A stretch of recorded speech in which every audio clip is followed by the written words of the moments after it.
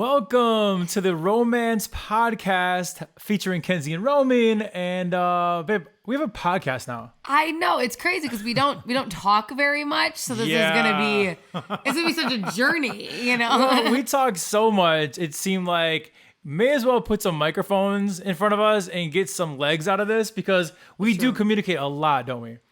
Yeah, I'm a fan of communication. I don't know. This is a fun fact about me that many may not realize. Right. But I'm big on the communication tip. You are. And we talk a lot, so we thought, why not put microphones in front of us and actually get something out of all the talking that we do, besides obviously our emotional connection. I was gonna say I feel like we have a beautiful marriage out of the communication, but sure. So what is the Romance Podcast and what separates it from other podcasts? We are strictly going to talk about relationships, romance, dating, being single, finding your soulmate, all those different kind of things. Everything we talk about is going to have some kind of angle to like romance. And love and relationships and the key that they're playing in your life. And you know what they always say? You cannot spell romance without Roman. Okay, first off, you say that. Hopefully it catches on because now the podcast name was like romance. Yeah. We try to like capitalize the ROMAN. So like it's obvious with romance, but again, you cannot spell romance without Roman. We're going to have guests on this podcast and they're going to be very couple based, right? And the first question we're always going to ask those couples is, how did you guys meet? Because I feel like every couple has that story. It's always a story of how they met, how they went from strangers all the way to like falling in love, getting married, having kids, kind of like the journey that we're on right now. No, seriously. And I thought it'd be cool to kick off our podcast, our first ever episode, telling the world how we met, how we fell in love, because no one actually knows the entire story of how Kenzie and Roman came to be romantically. Right. No, I think it's a good thing to do. And I think it's important because one of the things we want to talk about, the only thing we're talking about is like love and romance, but people feel like it's impossible to meet people. Right. And so many, everyone's story is unique. Yep. And even you and I, it was not like a forced thing. It happened very naturally. So I feel like hearing that if you're single and you want to listen to this, because relationships still play a huge role in your life, even if you're single. Yep. It means you're dating or you want to meet somebody or you've had bad relationships. We're going to touch on all of those topics. Yes. And I feel like it can give a lot of hope. Like, oh, it can literally happen like that. Well, I'm not looking. It's important to still hear those stories. It is. You know, when I met you, I was a single dad of 5 years, totally content being single, very happy being single, had a great career. I was doing morning radio here in Chicago, and I honestly stopped looking for anybody because I was super content being single. You had just moved here from Tampa, and you were coming out of a bad relationship, kind of coming to Chicago in like your single mode.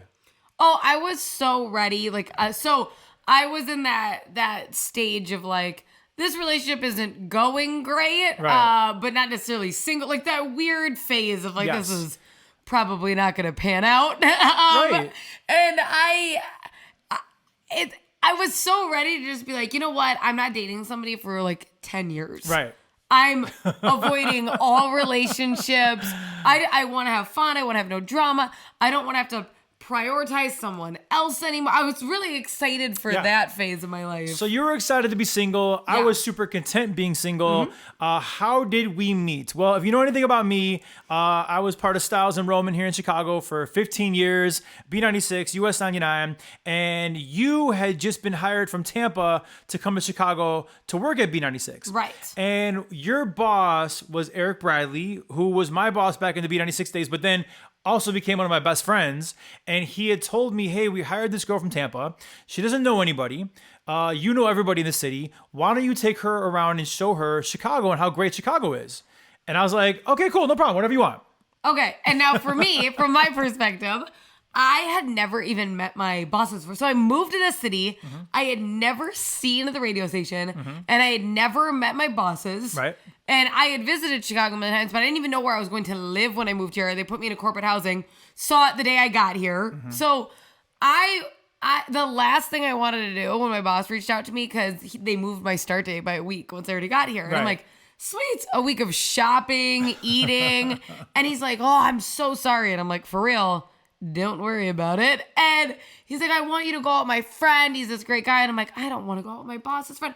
Because I didn't even know my boss. So it's not like I was like, oh, he's the best guy. I'm sure his friends are amazing. I'm like, I don't.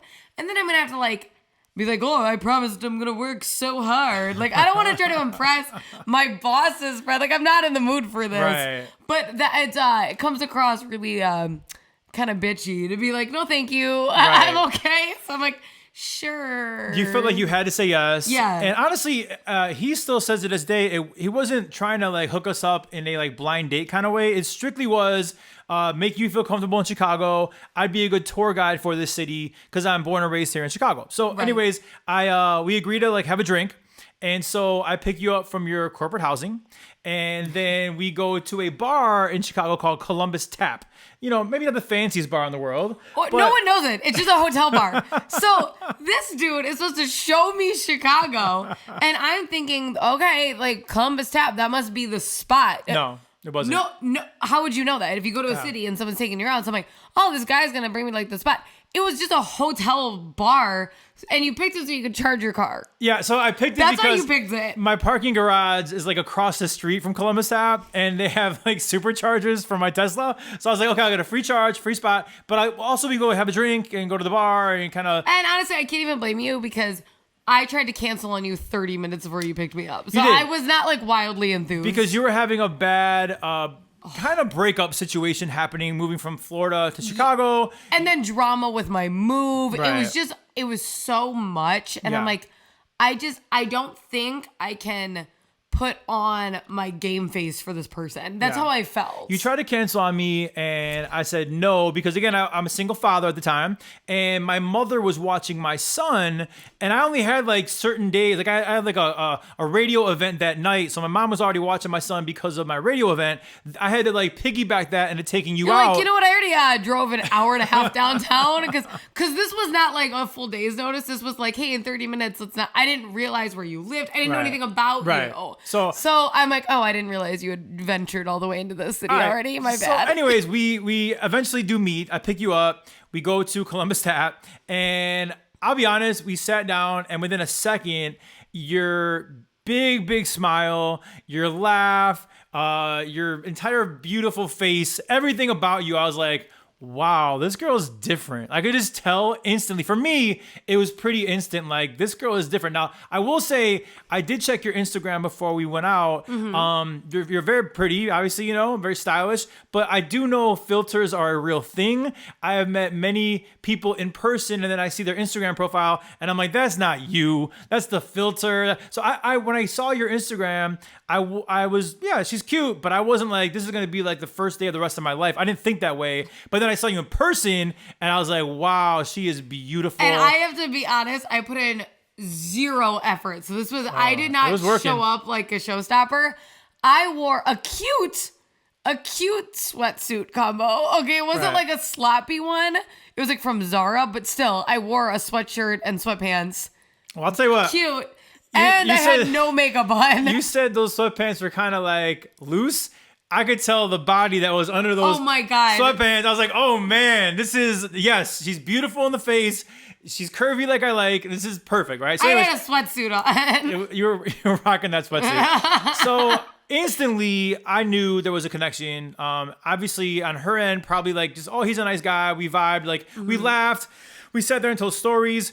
We had a lot in common. You'll find out there's an age difference down the road, but it didn't really matter at that point. We really had a lot in common, from music to like just radio to obviously not B96. All these different things we had in common. We really, really vibed. For me, it was kind of like romantically. For you, it was more like, oh, this guy's really cool. We could hang out. Right. And you have to realize I had been in the city. I met him on my second day in the city. Second night. Yeah. And I was going through like hell, not only in like coming out of like a dramatic situation / also in the middle of it. It was just whatever, transitional period, as well as just drama with moving. Yeah. Like I had issues like my apartment like I had paid and they were saying I didn't. And I'm like, I'm not even there to dispute this. I was freaking out about stuff. So I was not like ooh, I met someone nice. I wasn't there mentally. And you were my boss's friend. Right. Yeah. Well, we had fun. Hell no. We had a lot of fun, and we had a total of 4 Moscow mules. We both had 2. Yeah. Right, okay, we didn't have 4 each. Yeah. You broke a vase. It's not a vase, wasn't it? Like a water carafe vase. or whatever. Yeah. You got excited and you were telling a story and a vase broke. We have a video component to this podcast. If you see me talking right now, I talk with my hands a lot. Busted a vase. So I was doing that, and I guess I hit the table a couple times, and the vase or the carafe kept moving, and then boom, it crashed all over the ground, and water and glass everywhere. Oh my God. Anyway, so we were there. I mean, I was doing mornings on the radio, and I had to be in bed. I tried to go to bed around 9:30, 10 o'clock. We're at the bar probably till about 12:30, correct? It was so late. And Yeah. might I add that 30 minutes into this, so we're talking. Yeah. He goes, oh, it's really unfortunate that you're not single. Yeah, And true. I'm like, it was very forward. And at some point in that night, you also told me that we were going to get married. Okay, and you may think that's crazy, but for the camera, hold it up. You got a ring on your hand right now. We are married, baby on the way. So who's crazy now? I felt it, I knew it, and then maybe I willed it to happen, but it happened. No, you told me in that night. He goes, "We're gonna end up married." Yeah, it was different. There was a different vibe to you. Not gonna lie, I love the fact that you were brand new to Chicago, so none of my buddies ever dated you. Oh my God, that's it. That's the reason I'm here. There was no story you were mine, right? It was great. That's all it took. So anyway, so we had a great night. Again, I thought a little more romantically. You thought friendly, but either way, it was a great night. But the cool thing here, guys, take out a notepad right now, right? Here's what I did. I knew that she knew nobody in this city. So what I did was I asked her, hey, what are you doing Friday? What are you doing Monday? What are you doing I was asking her to hang out before each night was over, and she was saying yes to everything I was offering. Well, I was not busy. I had just gotten there and I had 0 friends. So Right. no, I was pretty available. When Yeah. you're like, oh, you want to do this event on Saturday? Or I don't know if you've seen this show before. Yeah. And I'm like, oh yeah, I'll And go. like I said, I'm born and raised in Chicago, done radio in Chicago my entire life. I do know people in this city. I do have connections. So I was giving you a royal red carpet treatment of Chicago. We're going to the best restaurants in Chicago. It was the best. You were the best friend I ever had. Musicals, concerts, eventually Cubs game, all these different things. Besties. And you're like, oh, he's such a great friend. And I'm like, wait a second. These are dates. Everything I'm doing for you, these are dates. They're very expensive dates. These are not friends hanging out. You, first off, great friend. Yeah, I thought you were stellar on the friend tip. Right. Okay. I love. Right. Okay. My bank account disagrees a little bit because it was a very costly time. Not just that, but also my lack of sleep. I was doing mornings, and I was out with you till midnight, 1 in the morning, 2 in the morning. I had to wake up at 3:30 in the morning every single. So I was really killing myself. I was surprised a few times that you wanted to stay out, but Yeah. okay, obviously we weren't at the point where it's like, oh, let's go upstairs together and watch a movie and Right. sleep over, babe, because I thought we were just friends. Yeah. So you were willing to do that because I'd be like, oh, do you want to go back early? And you're like, no, because you wanted to hang out longer. We would sit in my car and talk for hours because we weren't at the level of come back to my place situation, right? No. So we would talk in my car for hours. I knew I'm like, oh my God, I got to wake up in 2 hours, 1.5 hours. I had the mental countdown, right? Anyway, so you finally, explain when you finally, because for me it was instant. Explain when you finally realized I like this guy, Roman. Okay, so it actually ended up being our anniversary. Okay. So this is crazy. Okay. So we had been friends, very good friends, According to you. for a few months. According to you. And I really mean that. There was not a single kiss. No. There was no hand holding. It wasn't we're friends. There was truly nothing. We definitely did not hook up, At but all. you have to admit, after a while, it got very flirty, and I think there was something going on between us, even though it wasn't physical yet. Right. And there wasn't. And flirty, okay, maybe because we had a great time together. There wasn't pictures. There was nothing like that. So truly, Actually, no, that's not true. There were pictures in my mind of every outfit you wore. You weirdo. So it wasn't oh, we're just not together yet. But it was truly not 100% not like that. Right, okay. So April 8th, I had a live broadcast for the Cubs home opener for my show. Yeah, you were at Brick House Tavern, right? Yes. Yep. I remember. Oh. And then you also had a live broadcast, but you had mornings and I had middays. Yes. So you were at a different bar. Yes. And I had never been to Wrigleyville before. I grew up a Cubs fan because my dad's from Chicago. Right. But I'd never gone to a game at Wrigley and experienced that. And I'm like Mr. Cub. I know. mean, when I see Ernie Banks as Mr. Cub, I'm like Mr. Cub 2.0. So. It's crazy. So he had been asking me for like 2 weeks if I wanted a ticket to the home opener. Because I have season tickets, so a home opener is a very, very big deal. I hadn't brought anybody in a couple years because my father passed away in 2017. I'd always gone with him. So like in 2018, I went by myself, and now it's 2019, and I'm like, you know what? I'm gonna ask Kenzie to go to the home opener, and I did. And you're like, oh no, I'm already broadcasting. I'll be at the game anyways. We're all good. Right. So I, not going to Wrigley. I mean, think about most stadiums in the world. Right. Where would you broadcast the parking lot? Like, I'm like, I think I'm just inside, Right. set up with a tent, like meeting listeners. So I thought I was going to be working at the game. Not that I didn't want to go, but I'm like, oh, no, I'm going to be there. I'm going to be walking around. I'm going to have a ticket.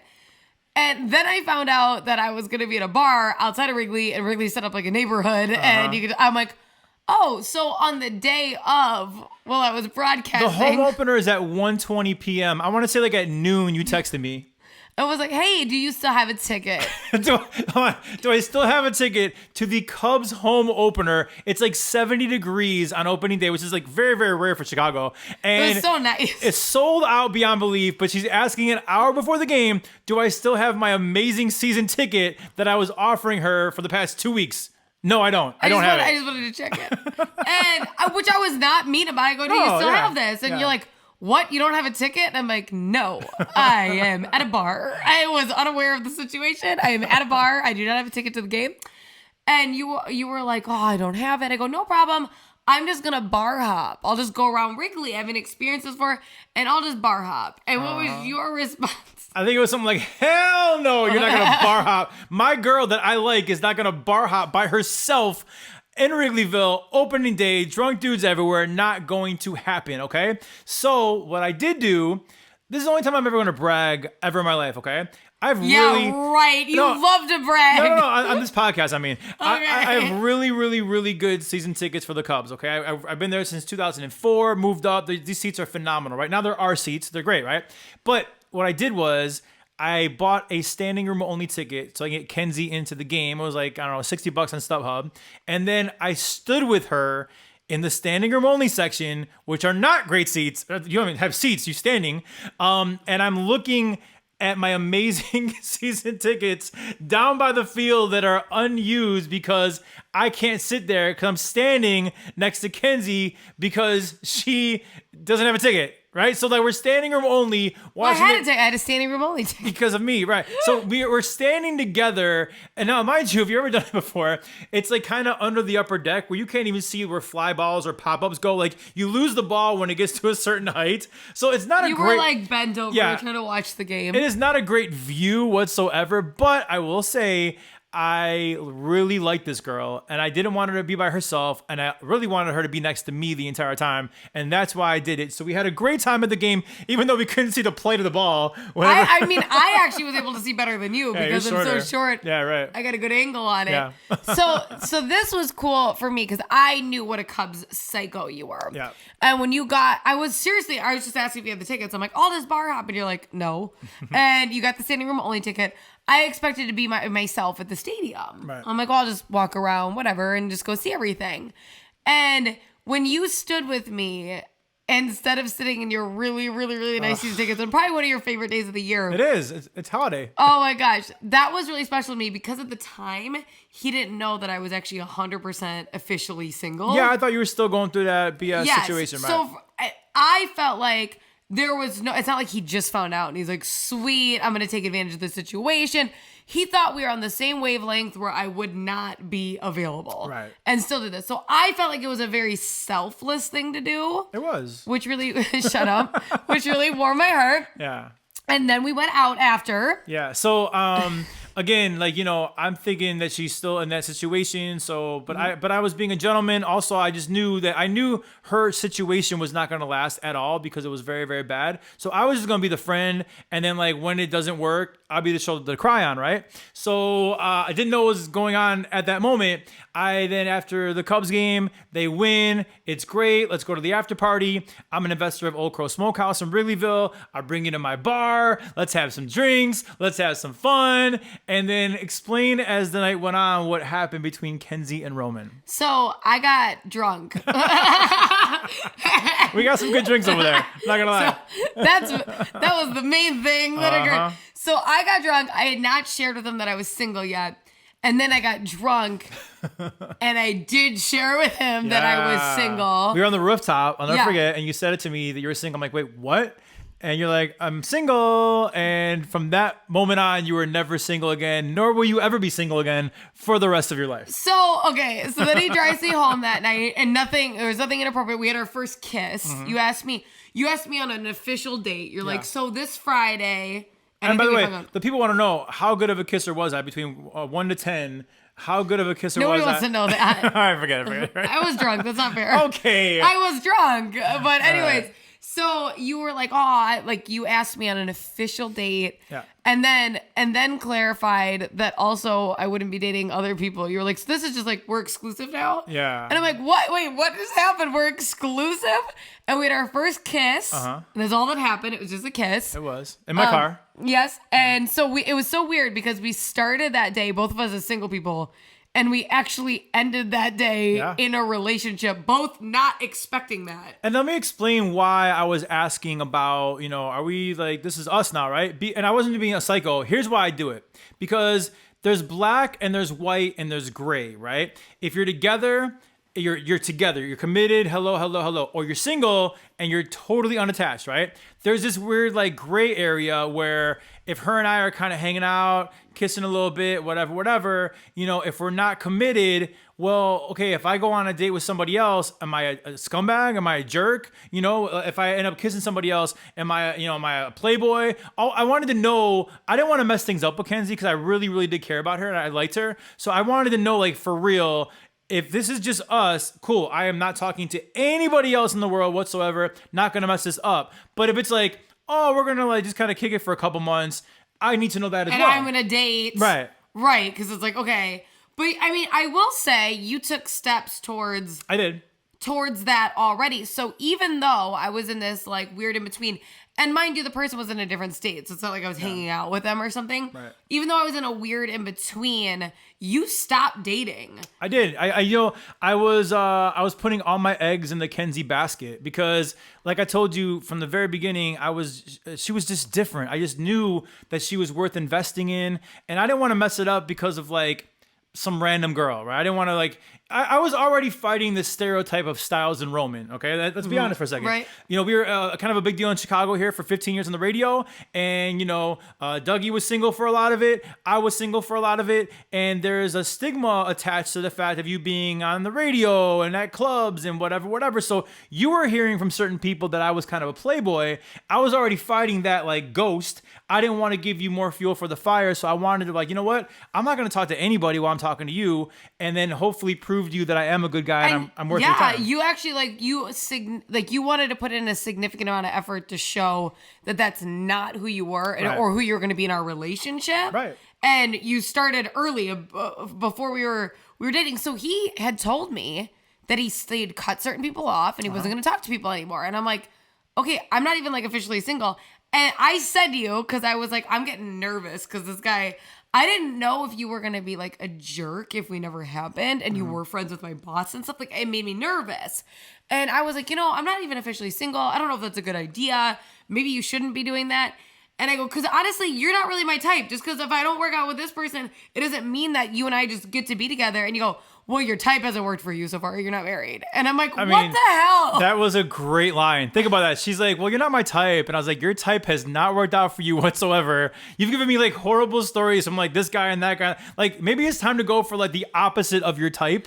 And clearly that is me. And clearly that has worked. It was like arguing with like a wall. It just kept coming back and back. I wasn't taking no for an answer. Like, I just, guys, persistence pays off. It does. Like, you don't want to be creepy and psycho. Not in a creepy way. Wasn't taking no for an answer. But like, honestly, honestly, persistence pays up. I think I proved myself to you that I was somebody that was in it for the long haul. I wasn't just trying to sleep with you. It wasn't like a one night thing. I really was trying to show you that I cared about you and I wanted to like, be somebody important in your life. And here we are, what, 4.5, almost 5 years later, we're married and a baby on the way. And that is how Kenzie and Roman got together romantically. And yeah, pretty cool, right? I mean, it's a cool story. When we have guests on this podcast, we're going to ask always the first question is, how did you guys meet? Because I promise you, our story is completely different than anybody else we're going to have on this podcast, because everybody meets and finds out and falls in love in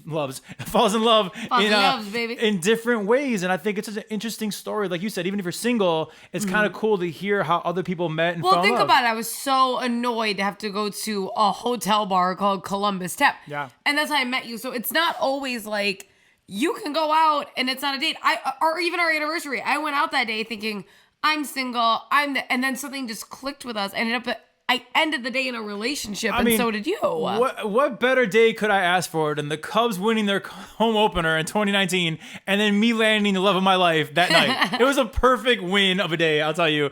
So that's how we kind of got together, and that's our story. And we are here to, kind of tell you your, hopefully find out your stories, and we're gonna answer questions, and we're gonna kind of like lead you through this journey of relationships, whether you're single or dating or married or divorced, whatever it is. We're gonna kind of walk with you through all types of love and relationships. We're gonna kind of move on here a little bit. Yeah. There is a list of first date no-nos that's kind of going viral right now. Yes, a girl posted. He hasn't seen the list, so I have not. I've only seen the list. Yeah. And it's a list of places she would not go on a first date. Yeah. So it's like some influencer or some girl like. Yeah, I'm just a girl. I don't know her, but she probably has influenced somebody. I don't know. But for me, just doing this, when people set up so many rules, it's important to set up rules. Like say if you're like, I really want to date somebody within the same religion as me or something, like, cause it's like, I do want to raise our kids, with Jewish culture or with those things are important to set up and know about yourself. If you do or don't want to have kids, things like that. Right.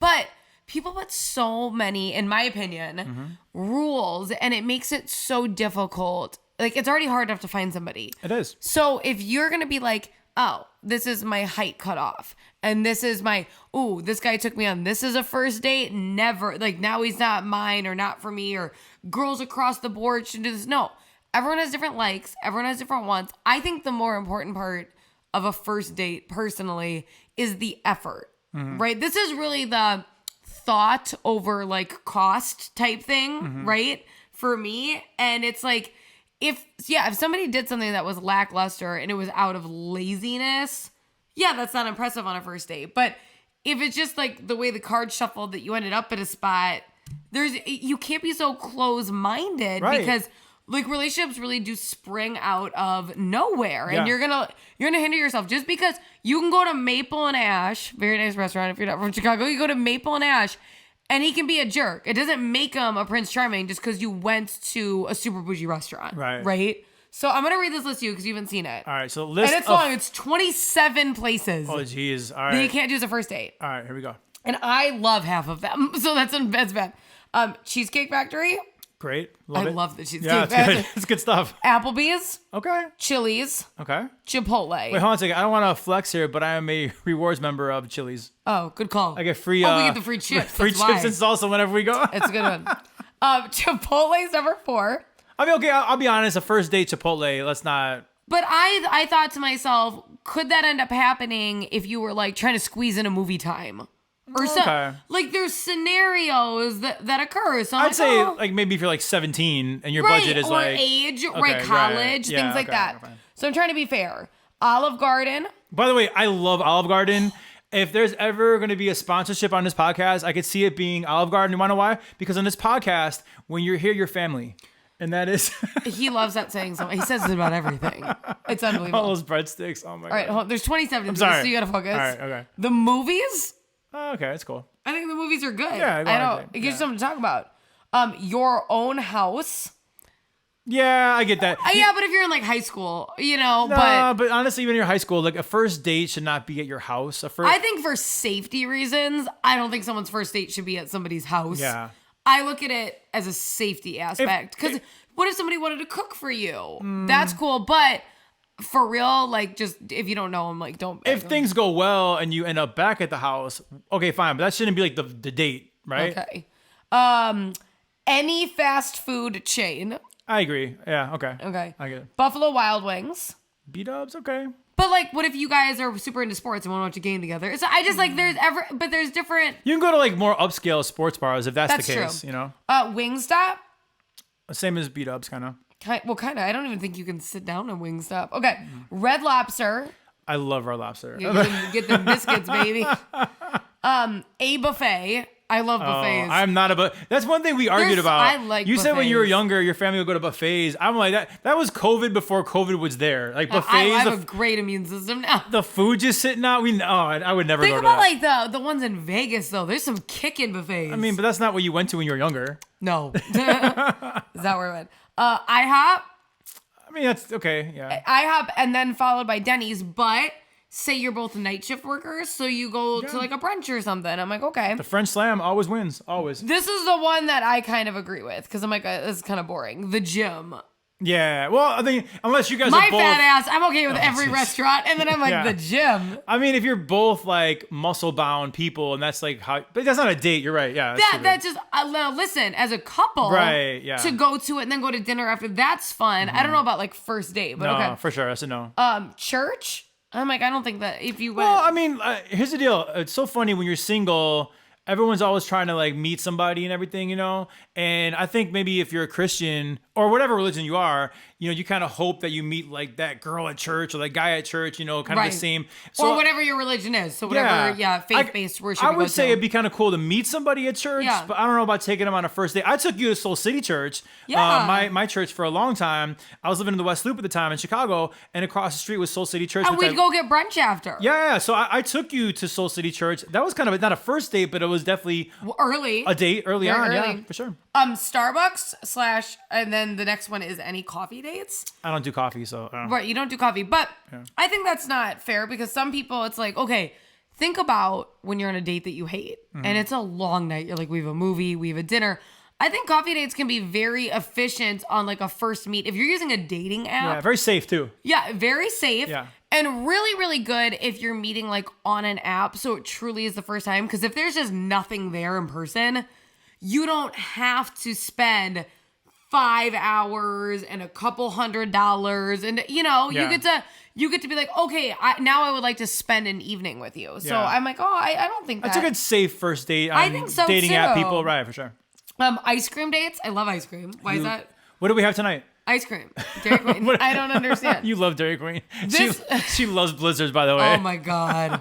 I do. Again, if we ever had a sponsorship, for me it'd be Olive Garden. For you, it'd probably be Dairy Queen. Oh my God, I love ice cream. Okay, this one I agree with as a first date because it could be so ako taco.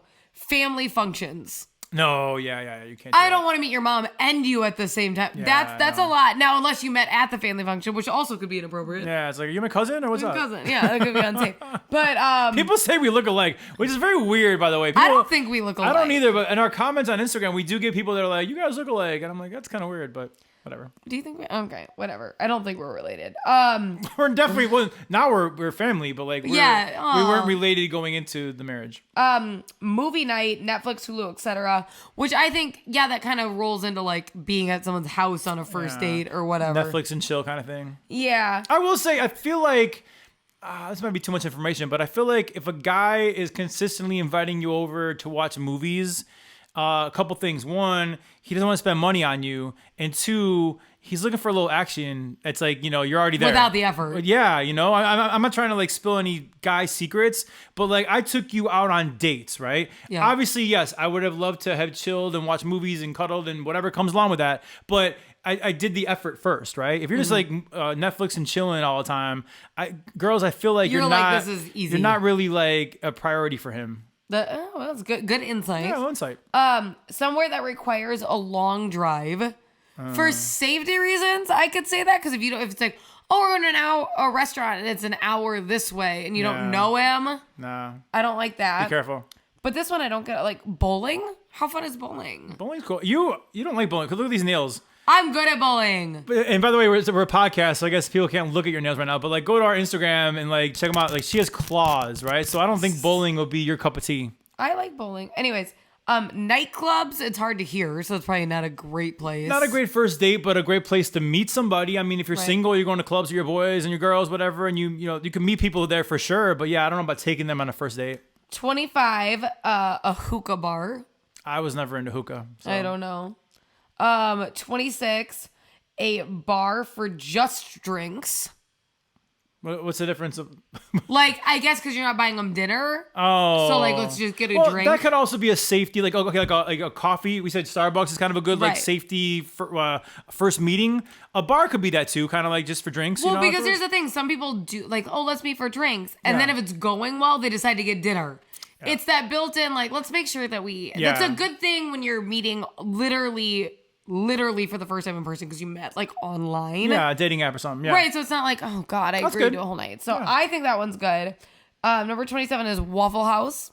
That's not a good date place. Sorry. I'll agree. Waffle House is very fun to me. I agree with this girl. That's not a great place for a first date. And number 28, our anniversary spot, sports events. Oh, she's an idiot. Who's this girl? She sucks. But sports events can be fun. Now, if a girl really, really doesn't like it, then it's not thoughtful. But I was really excited to go to like Cubs and Bulls and everything because I had just gotten to the city. Yeah. So I wanted to see him. So again, I think it's more about like paying attention to the person. There's going to be tons of girls out there who are like, sports events are some of my dream dates because I really enjoy sports. But if she's expressed that she doesn't like them and then you pick it. I think that, just sporting events as a whole are good, like, one-off dates, right? Like, I don't care if you're the biggest, like, Cubs fan or not. You going to Wrigley Field and do a Cubs game and feeling that experience is a fun time. And you're right. And you get food and you get drinks. It is safe. Yep. A lot of people there. Yep. All of those things have, entertainment in between. Yeah. Whatever, I can't list just one sport. So plays in general, there's always entertainment in between. I would just say the biggest red flag would be if he wants to take you to a White Sox game, like run. Oh, jeez. Run far away, because that's just... Anything besides Cubs is We're trying to get as many subscribers as we can, so we'll take Sox fans too, even though we are diehard Cub fans in here. But, here's the deal. I don't think she's wrong to think some of those things. I think this girl was wrong to post that out to the world because I feel like it really makes her look very shallow. And there are certain things that I think and I feel that I wouldn't dare put out in the public because it's just like, I don't know. It's not a good look, right? And I feel like this girl went viral because her list of like, no for first dates was not a good look for her. So I feel like a lot of the I would nevers, a lot of them, not all of them, but so many are kind of wrapped up in the social media culture of like, I want to get flown out. I want to get taken here. I want to get spoiled. I want to you see like people on social media. And the thing is like, yeah, those things are nice. I am telling you, the nicest dinners I've ever had in my life are with my husband. Mm-hmm. But when I first met him, we got drinks at a hotel bar. Yeah. So it's like, if they're really the person for you, there's going to be great things that come with that. It doesn't mean you're not at Waffle House permanently. Do you know what I'm saying? But like, that's not a good first date place. But you know what I mean? So the one thing we didn't say about our story is that, so it was a home opener for the Cubs is when we became official, right? And then there was that Friday, it was like our first date as a couple now. Yeah. And you were so tired from work and you had an event that you literally like, hey, can we just get like pizzas and go back to your place and like watch something on TV? So like besides our Cubs game like anniversary situation, the first time we went out together as a couple, you did come over to my house. We had Lou Malnati's pizza. Yeah. And we watched Sebastian Maniscalco's special. And I did not stay over. I would like to clarify. No, you didn't. I'm sure that's I tried to convince you. I know you were like this, yeah, buddy. But and I'm like, no. My point is we had a ball that night and we didn't do much of anything but get pizza and watch Sebastian. But we had been hanging out for 3 or 4 months. No, prior. No February. Way. We started hanging out in February. It wasn't 3 or 4 months. Okay, so February, March, and now April. 3. 2. Because it was like early April or... Okay, fine. Yeah. So 2 months. 2 months, yeah. We had hung out more than once a week for the most part for 2 months. Yeah, all right, you're right. So, yeah, so like now it's like, okay, yeah, let's watch a movie. We were more comfortable, you're right. Right, we were a couple. So I now want to come over. So something we're always going to do here on this podcast, which by the way, we don't have a name for this segment yet. That's our homework. We keep arguing about it. We're not agree. We agree on our baby boy's name, but we do not agree on the segment that we're about to do. It's kind of like our celebrity spotlight, if you will. Relationship stuff that you're seeing publicly. Yes. Yes. Famous people relationship action. Exactly. So I said we should call it Famously in Love. I feel like you don't like it. Famously in Love. It doesn't roll off the tongue. Anyways, we'll get back to you guys. But here's the deal. So if you haven't heard, man, Britney Spears puts out her memoir, and it is a bombshell all over the place. It's called The Woman in Me. Mm-hmm. And obviously Britney is an iconic pop artist and kind of hit some tough times, as she got older and stuff. But the big bombshell and the big takeaway out of this book for me was that she reveals that she was pregnant with Justin Timberlake's baby and that she got an abortion. Now, we are not here to talk about abortion. I promise you. We are not going to give pros and cons, our takes. That's not what it's about. But we do not agree on Britney Spears putting out this information about her and Timberlake being pregnant and having an abortion, putting that out so many years later. We don't agree on if that was cool or not. On the news. On the news her of it. Sharing the news. Yeah, so she reveals that she was pregnant with Timberlake's baby at one point during their relationship, which lasted from 1999 2002. She claims that the former NSYNC band member wanted her to have an abortion, which she did. So she's really saying that Justin Timberlake kind of led this and kind of forced her hand to go have an abortion. And I feel like you aren't a huge Timberlake fan the past couple of years. He's done a few things in the last couple of years. I wasn't nuts about him getting, which I guess isn't his fault, but I feel like he could have fought for that to be different. I didn't like that he got to come back and literally be the halftime performer at the Super Bowl, and Janet's still banned. Right. Took two to tango in that scenario. I don't get that. I think it would have been awesome if he fought really hard for her to come out on stage. Now, maybe she wouldn't have wanted to. Maybe she's pissed at them. I'm not saying that. But that bothered me. Let me counterpoint here. Counterpoint, right? So, we don't know that he didn't try to get her back on the Super Bowl. We don't know that he didn't ask her and she declined. We don't know the behind-the-scenes stuff. I'm just saying, if I'm Justin Timberlake and all that drama happened years ago with Janet, and now the NFL wants me to do the halftime show, I'm thrilled to be able to do the halftime show. I'm not declining that. So I don't understand the hate that he got for it. And we don't know what we don't know. We don't know if he didn't ask her or try to fight for her back. We don't know. If he put in that effort, I think it would have been a good thing to say because of the perception. That's the thing. If he had come out and said that, I would have been like, I get it. She doesn't want to do it. Right. Or whatever, but they still say Janet is banned. So that's what makes me feel. It wasn't like even the NFL being like, she's no longer we want to forgive this whole thing. We're having just there's been no statement otherwise, which is why I feel like that's not the case. Okay. And if it is, that's awesome. I'm super happy he did that. What rubbed me the most wrongly, because you know how I feel about cheating. I'm very passionate about it. Not a big fan. Yeah. Not a fan. Not a fan. She's made that very clear. Yeah. So I did not care for it. Now, did he sleep with her? Did he do anything inappropriate with her? That we don't know. But he's, of course, married to Jessica Biel. Yep. And when he was filming the movie Palmer, is when he was seen in New Orleans with the lead actress from that movie. And she was kind of grabbing on him and pulled him in a room. There was video of it. It was very flirty. Now, is that the only thing that happened? Maybe, but your wife is home with your kids so you can work on this project and promote this project. And you are drunk with an actress. I don't care. Even if that's all that happened, it's still inappropriate behavior. I'm not okay with a girl grabbing on you like that. I'm sure you're not okay with me grabbing on another man in that way. You better watch your mouth. That's what I'm you saying. better watch your mouth. So I'm saying when people are like, well, that's all that just because she grabbed him. I don't think she just doing that. If that was your significant other, you'd be like, what the hell? And she seemed really comfortable doing that. Yeah, it was a bad look for Timberlake. I'll tell you what, which is a bummer. I am on his side for doing the Super Bowl because me and you we disagree on that, but I'm on his side for that. This whole, that girl grabbing his hand and kind of leading him off into a different room. I am on your side with this. I think that was a bad look for Timberlake. Thank you. That was not cool. I don't know what happened. Maybe he didn't cheat. Maybe it was just a flirty thing. Whatever. It was a bad look.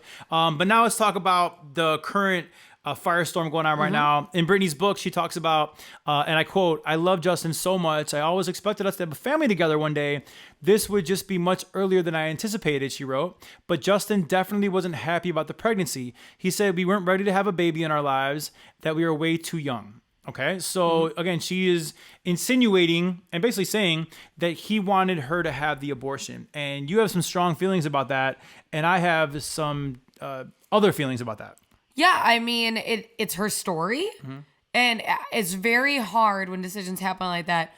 18, whatever, yes, you're a legal adult, but you're still making not fully formed decisions for the rest of your life at that age, right? You're making mistakes, and it's hard. I think that's when some of the biggest mistakes are made that do haunt you, because you're still growing, and that is when you're learning those life lessons, and how traumatic that had to be. You love somebody. She seemed actually a little bit more excited about having the baby. She's claimed she 100% would have had it had he been supportive at all. And we know this isn't a money thing, because sometimes it's very financial. Right. Of course, they would have been okay financially. They could have even had full-time help to still tour. You see artists do it all the time. So it's not like we're all going to starve. That's obviously not the moral dilemma here. And I do find that super heartbreaking, to have a partner who just is so uninterested in something that he participated in. And you're in a relationship together. It's not like they had broken up and he's like, we're not even together. Are you sure? It's like they were together and they were still in love. And if she was in this mindset that this is her future husband and everything, that is super, super traumatic. And how lonely that had to be, because she didn't, especially like now, I think an artist could talk about that more openly if it happened. That was not the case. Think about it. Yeah. She would have got, so I think she had to go through that experience and go through it alone, because he was happy she got it. And think about how lonely that is. You feel like you're making this horrible mistake.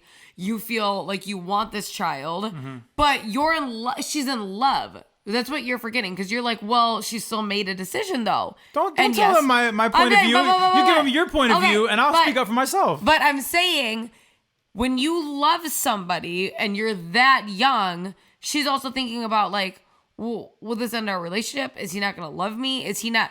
You are that high school puppy dog relationship still. And someone you love isn't interested in that. It's hurtful. And of course it's going to convince you. We all did stuff in relationships when we were that young that we look back on and we're like, oh my God, because you're so much more independent now. Okay, here's the deal. Justin Timberlake and Britney Spears are basically the same age. This is not some older man. For sure. That is like, trying to manipulate an 18-year-old, okay? I believe they're 1 year apart or maybe a half year apart. They are the same age. So it was young love. They both got pregnant. They obviously takes two to tango, right? This was both of their situation. They talked about it. We weren't there. We don't know what he said. We don't know what she said. I find it pretty messed up that she put it in the book and really put it on him that he forced her to have this abortion, because that's not fair. Like, he's married now with a family. He's got his parents. He's got his family and fan base and everything like that. And he's not getting a chance to really kind of like be part of this conversation. She is putting the narrative out there. Now, listen, I understand it's her book, okay? But I will say this, and please don't get mad at me. Britney Spears, for me, her word is not the law. She has had a lot of problems later on in life. She's had that conservatorship, or what's it? How do you pronounce it? Conservatorship. Right. She's had that for many, many, many years. The court of law did not get rid of that for a long time. And she's had many, her kids. Does she have her kids? I don't know her situation. All I know is that she is not, for me, the poster child to believe every word that she says. We were not there. We were not part of the discussions. We were not part of the decision. And I don't think it's fair for her to put this exclusively on Justin, because they were the same age. And it's also her body. If she truly, truly, truly did not want to have an abortion, she didn't have to. It was her body. And I feel like, it's unfair to put the blame on him. If anything, they're both at fault for it. And fine, she could have tons of regret. I get it. But I just don't think it's fair to paint Justin Timberlake the bad guy just because Britney Spears put that in her book. Here's the deal. Here's what I'm going to say. You're wrong. No, I'm kidding. No, we don't agree on this. We really don't. Here's the deal. He was also super young. You're 100% right, which means if something like that happened in his current life, would he be unsupportive, not realizing her side of it, not realizing what that's going to put her through? He may be a way better man about something like that. That comes with growth. Of course. So yeah. you cannot expect, an 18-year-old to many of them are selfish. Many. So people who are angry, it's like, your son or daughter would probably be just as selfish at that age, right? That comes with it. So I do understand that. And before you get to your next point, Britney does say that he was there for her when it happened. He was consoling her. He was playing the guitar while she was in the bathroom, like crying. Like he was trying to like cheer her up. So he was there. Wait, he did that to cheer her up? Yeah. So Justin came into the bathroom and laid on the floor with me, she wrote. At some point, he thought maybe music would help. So he got his guitar and he laid there with me strumming it. So, like, he was there to comfort her and stuff. I swear to God, I thought he meant that he was practicing while she was in pain. No. He was trying to console her. He was trying to console her. Apparently, she took, like, some pills that did this. I'm not really aware of abortions, but took, like, pills to kind of start the process. And so Timberlake was there with her to try to console her, and he thought maybe the guitar would kind of help out a little bit. So it wasn't like he just said, you're on your own. He was there when it was going on. I know. But at the end of the day, she is writing a book about her life. Mm-hmm. And she's admitting this is one of the huge regrets that affected her for a long time. So it is her story. Because in there, okay, she put that in the book. Mm-hmm. She put that nice excerpt in the book. So I don't think she painted him as a villain. I think she said what she wanted and said what he wanted. But that's just the truth. Because she said that basically he forced her to have this abortion. So she kind of painted him the bad guy in the decision. Fine, he was a gentleman while it was all going on in the recovery, but like now he's getting dragged on Twitter. He turned his comments off on Instagram because like people are like just trashing him. And I just don't think it's fair because they were the same age. He wasn't manipulating her. They're the same age. And it was a decision. You can still manipulate somebody if you're the same age. I mean, that doesn't make it exclusive. I feel bad for Britney. I'm sorry that it happened. I just feel like that decision was theirs. And if anything, they're both at fault, not just Justin for what happened. I think that she knows because she's talking about regret. Mm-hmm. You don't say, I have regret if you think that it's your hands off and you did nothing. Mm-hmm. No one's like, I got mugged. I have a lot of regret. Do you know what I'm saying? So she's talking about regret. Now, everyone else took it as like, well, this jerk could have been better about it. It was her boyfriend. I understand that, but she's not responsible for everyone else's reaction. She's not. I cannot take her at 100% at her word. You can't take anybody for 100% at their word. There's always, what's the saying? There's 3 sides to every story. Yep. Always, always, always. I wouldn't take his side 100% if he released something. Of course, it's from her perspective. I don't even think people intentionally, quote unquote, don't tell the truth. Yeah. It's your perspective. It's what you saw. You have no idea if someone doesn't vocalize their feelings, right? So you're like, oh, they were cold and heartless and they didn't care.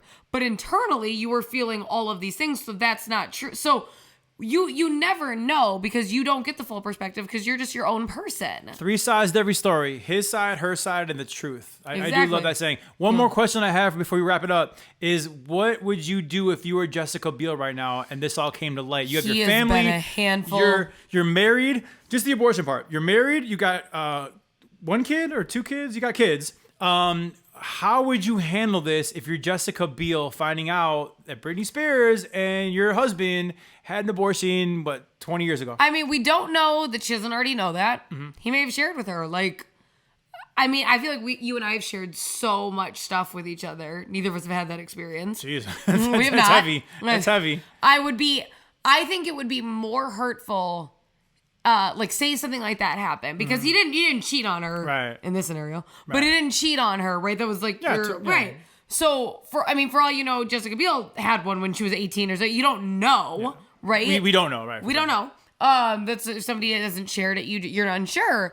So I think I would be more hurt, as your wife, coming from the white perspective of this news coming out, if you had never shared with me. But that's a tough thing because we've been together for 4.5 years.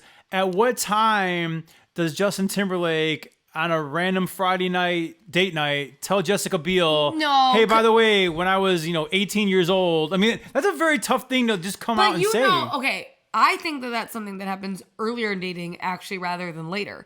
Because, you know, when you're early in dating and you go through, you talk about like, this is a relationship where this happened, and this is a relationship where this happened. This is what I learned. You do that a lot when you're meeting people. You do kind of like touch on your past, not to talk about people, but to talk about what changed you. Like, my expectation really changed in this relationship because I went through that. Like, those things come up. Yeah. I think a lot we learn about each other's past, stuff like that, early. And then from there, like, now if you brought certain things up, I'd probably be like, what, who cares? Like, you know what I mean?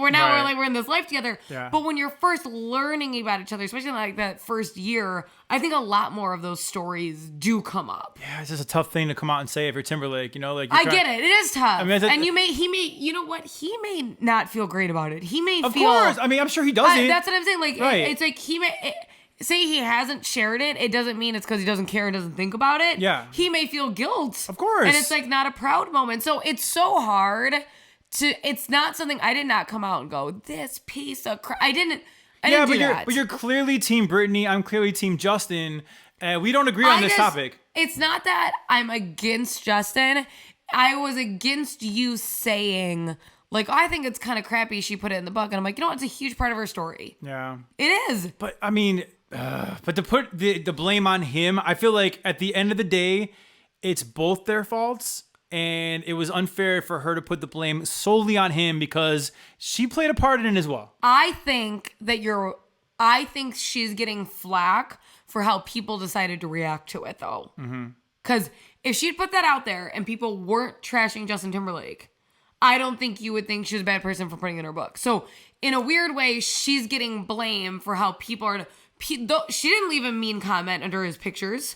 Right. She's she not can't now attacking him. because his comments are off. No one can. But that's not on her, Yeah. in my opinion. That somebody else decided to react in that manner and get mad at him. And at the end of the day, abortion's obviously a hot topic for many, many, many reasons. Which we're not going to talk about. We're going to keep it light. We're going to try to keep it light. This is strictly about Justin Timberlake and Britney Spears and the book. relationship element of it. Right. But it is a hot topic for many reasons. So of course people are going to go people go crazy over stuff when they're passionate about it.